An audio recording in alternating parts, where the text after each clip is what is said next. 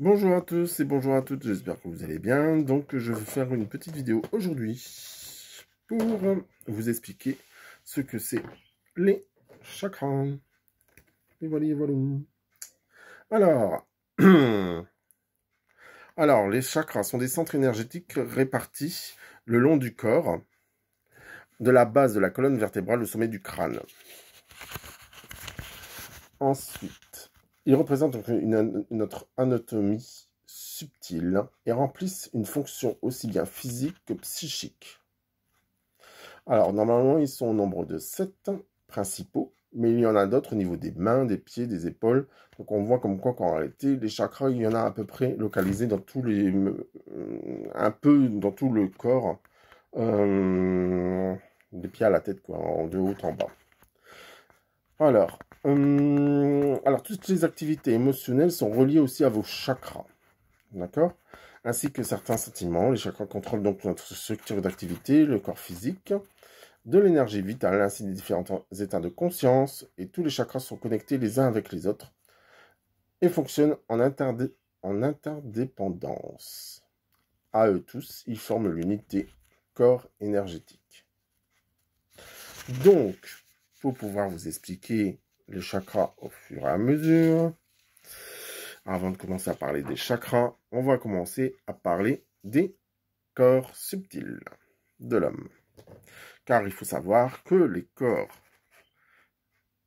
Alors, déjà, les chakras, ils sont là. D'accord? Hop. Les chakras, ils sont ici. Vous pouvez voir. Et ici, tout autour, vous avez aussi tous les corps subtils. Donc, on voit comme quoi que les 7 chakras et les 7 corps subtils sont reliés avec les uns et les autres et interpénètrent les uns avec les autres. Donc, on voit qu'ils sont vraiment tous reliés.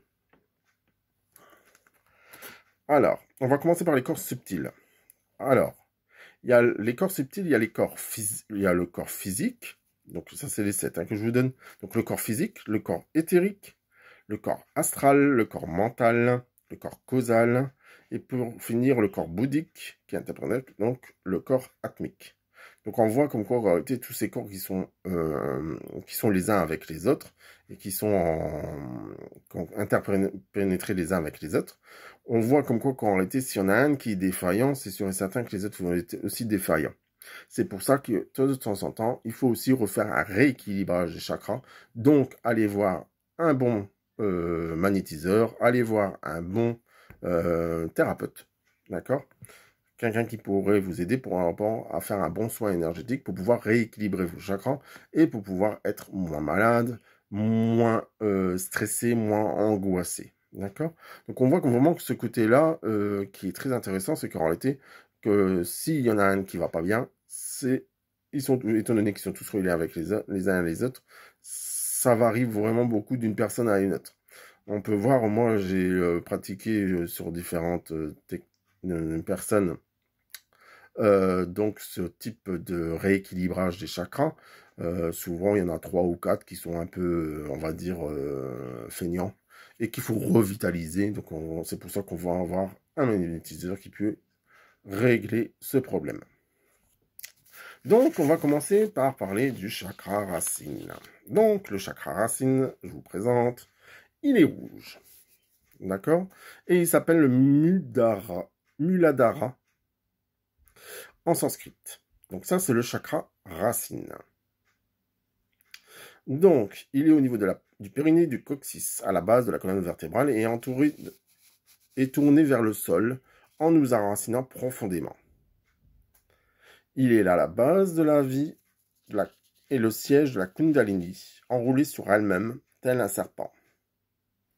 Il est en lien avec l'instinct de conservation et la survie. Il est associé aux glandes surrénales et aux organes génitaux, mais aussi aux jambes et aux pieds. Donc, ceux qui ont des problèmes, on va dire, de jambes, de pieds et tout ce qui s'ensuit, c'est qu'il y a un manque d'enracinement. D'accord? Peut-être qu'il y en a trop là-haut, donc en réalité, on leur demande vraiment de redescendre sur Terre et de pouvoir s'enraciner, justement, et de se balader dans la nature. Ça peut aider, justement, à cet enracinement. Donc, on voit comme quoi, qu'en réalité, tout est lié. Alors, son rôle est d'apporter de la détermination et la force nécessaire pour avancer dans la vie. Sa couleur est le rouge et le rubis. Alors, ce chakra racine, il est associé aux questions de la sécurité physique. Le chakra racine donc se trouve affecté par les pensées et les émotions concernant les finances, la carrière, le foyer, la sécurité physique, les besoins et les possessions. Son dysfonctionnement de celui-ci donc entraîne les problèmes suivants: obésité, anorexie, sciatique, arthrite, constipation, articulation inférieure. Et les émotions sont les peurs essentielles, la méfiance et la fuite. Donc, on peut aussi s'aider grâce aux pierres pour pouvoir justement travailler sur chaque chakra. Chaque pierre comment dire, a le potentiel d'aider aussi par rapport aux chakras qui sont encrassés ou aux chakras qui sont un peu fatigués. Donc, par exemple, le chakra racine, on pourra aller vers de la pierre rouge, carrément, ou de la pierre plutôt noire, d'accord, pour l'enracinement. Donc, ça varie vraiment beaucoup. Et quand on fait... de toute façon, vous allez voir un bon lithotérapeute et il va vraiment vous expliquer. Hein. Il y en a pas mal qui sont ici du côté du nord. Après, je ne sais pas dans quelle région vous êtes, mais vous pouvez trouver. Hein. Nous, on vend aussi un peu de pierre sur le site de la boutique du Monde. Mais on n'a pas toutes les pierres qui pourraient vous convenir ou autre. Hein. Donc, n'hésitez pas à aller frapper aux portes à droite et à gauche. Ou même si vous avez l'habitude de suivre certaines personnes qui sont dans les salons, allez-y. Donc ça, c'est une petite parenthèse. Donc, une fois que on a parlé du chakra, donc le chakra racine, donc je vais refaire voir ici sur le... C'est ici, donc en rouge.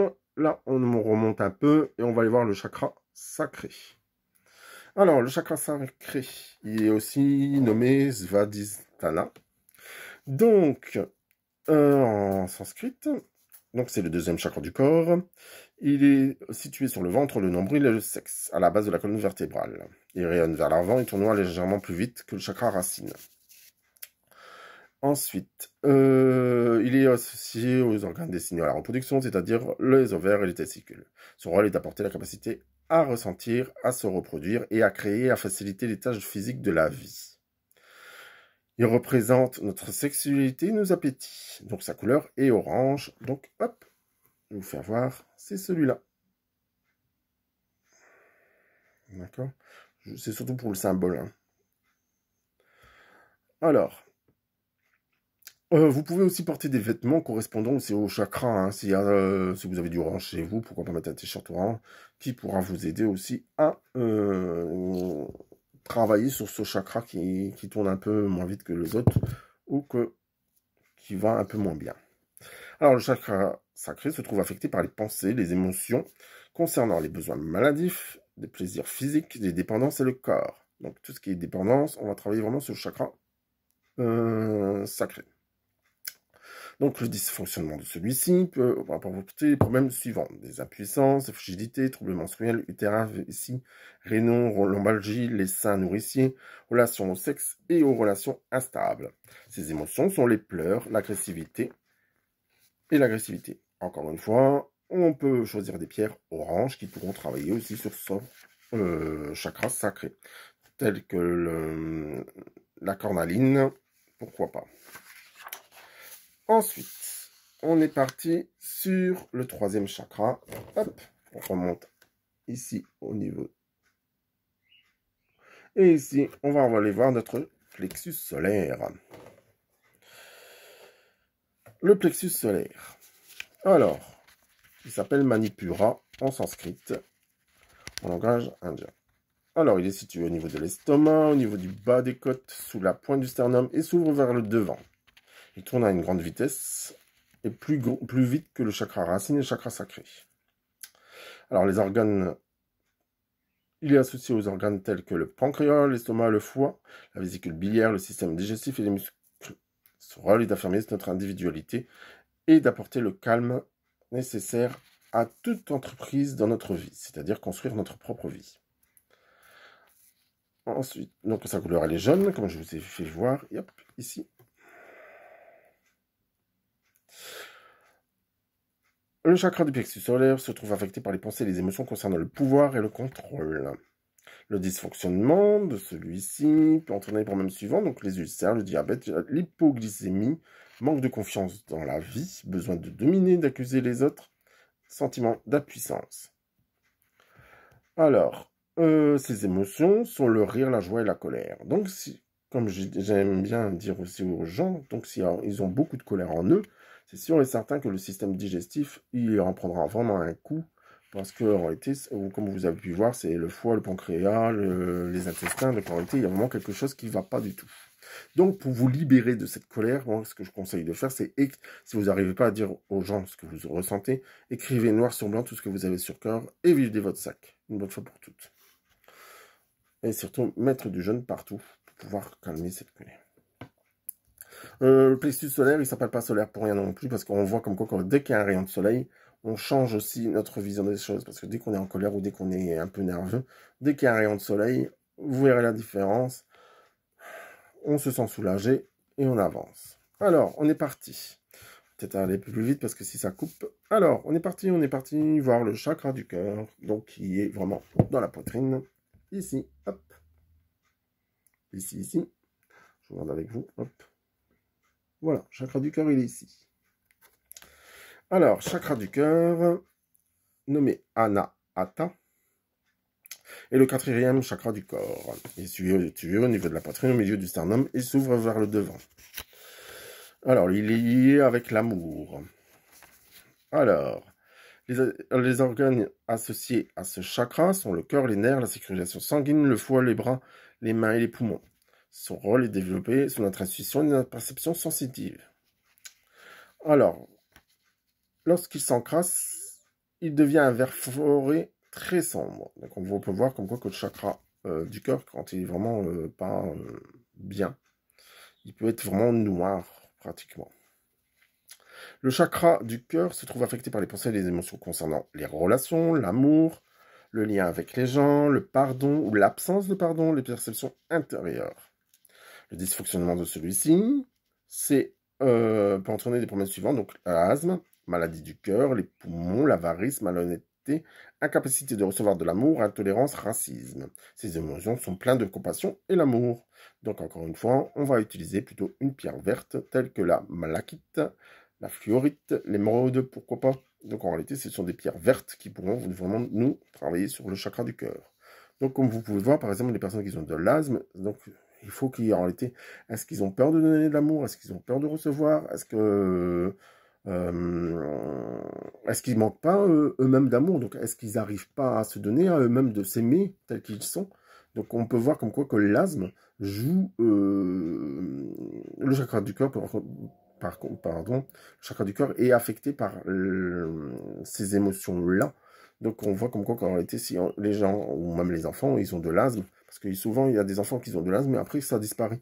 Donc, en réalité, c'est peut-être lié justement à ce manque d'amour d'eux-mêmes. D'accord? Ou manque d'amour affectif de leur entourage ou autre. D'accord? Donc, on voit vraiment que c'est lié. Ensuite, on va aller au chakra de la gorge. Chakra de la gorge, donc ici.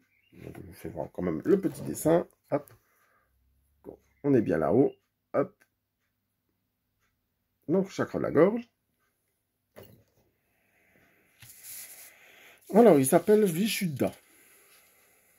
Donc, il est situé au milieu du cou, au-dessus de la clavicule. Il tournoie à une grande vitesse. Il est lié à la communication et notre créativité. Alors, son rôle est de développer notre communication et notre expression afin de s'exprimer sans stress.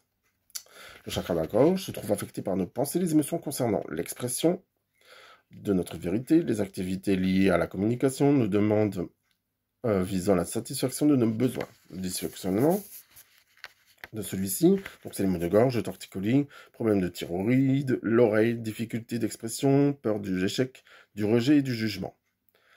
Les émotions sont la culpabilité, les reproches, la communication. Donc, par rapport au chakra de la gorge, on va utiliser l'aventurine bleue, la calcédoine, la calcite bleue, célestine, cyanite, lapis lazuli aussi. Donc, la rimar et de l'opale bleu. Donc, en réalité, ça pourra vraiment nous aider à aller mieux aussi grâce à ces pierres. Donc maintenant, on est parti voir le fameux chakra du troisième œil qui se trouve juste ici. Alors, le chakra du troisième œil, hop, ici, le bleu. Alors,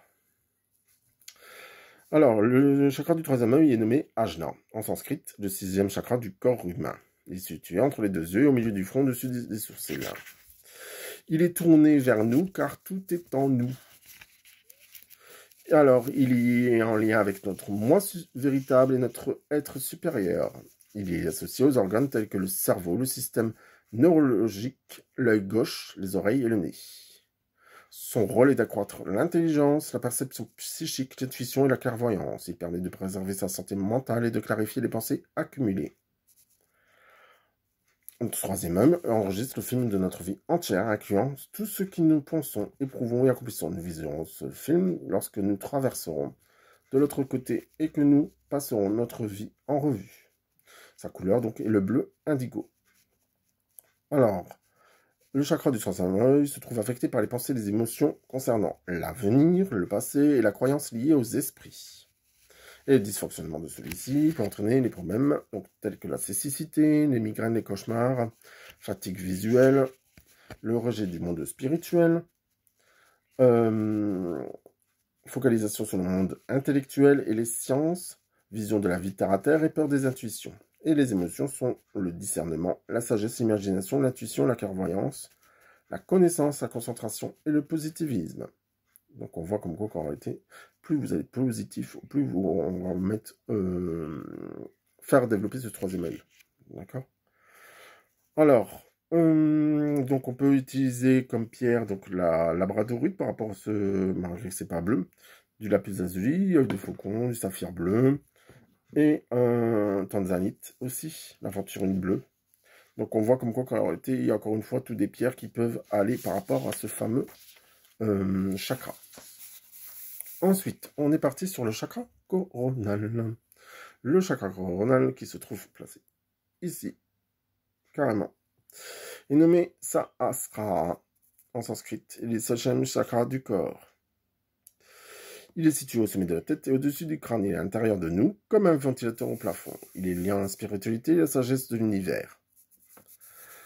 Alors, il est aussi associé aux organes tels que le cerveau central, l'hémisphère droit, l'œil droit et le système nerveux central. Sa couleur est le violet, blanc et doré. Alors, le chakra coronal est affecté par les pensées et les émotions concernant le Dieu, la religion, la spiritualité, la guidance divine et la confiance. Le dysfonctionnement de celui-ci peut entraîner des problèmes de maux de tête, des faiblesses du système immunitaire, sclérose en plaques, troubles nerveux, troubles psychiques, troubles de la mémoire et insomnie. Ces émotions sont les pensées et l'empathie. Alors, on va aller sur de l'améthyste par rapport à ça. Justement, à la boutique du monde, on a plein d'améthystes en ce moment. On fait un pack esprit avec de différentes améthystes. En pierre, en bracelet, en petite pyramide aussi. Donc vous verrez bien sur le site de la boutique du monde. Donc c'est très joli. J'en ai juste un là. Hop. Je vous montre. Voilà. Hop. C'est ça, de l'améthyste. Vous l'avez comme ça. Hop. Puis après, on l'a embrassé et autres. Donc, on voit comme quoi, qu'en réalité, l'améthyste, elle est vraiment là, liée au chakra coronal. D'accord? Moi, comme je dis, c'est plutôt la pierre du voyant. Donc, c'est vraiment pour pouvoir avancer. Donc, j'espère que toutes ces petites explications pourront vous aider à comprendre et à travailler sur justement ces chakras que vous avez en vous et qui sont un peu faibles ou qui ont besoin, on va dire, d'être reboostés. Donc, pour moi, je vous dis merci d'avoir regardé cette petite vidéo. Si vous avez des questions, n'hésitez pas non plus à les mettre en publication ou en commentaire. Mais je pense qu'on a fait bien la totale. Et comme je vous ai dit déjà, si vous avez besoin de rééquilibrer ces chakras, pensez à aller faire peut-être une bonne séance de magnétisme, un bon rééquilibrage avec un thérapeute. Et ça va pouvoir vous permettre d'avancer encore plus dans votre vie, dans votre chemin de vie. Je vous souhaite à tous une excellente journée. Je vous dis portez-vous bien et je vous dis à très bientôt.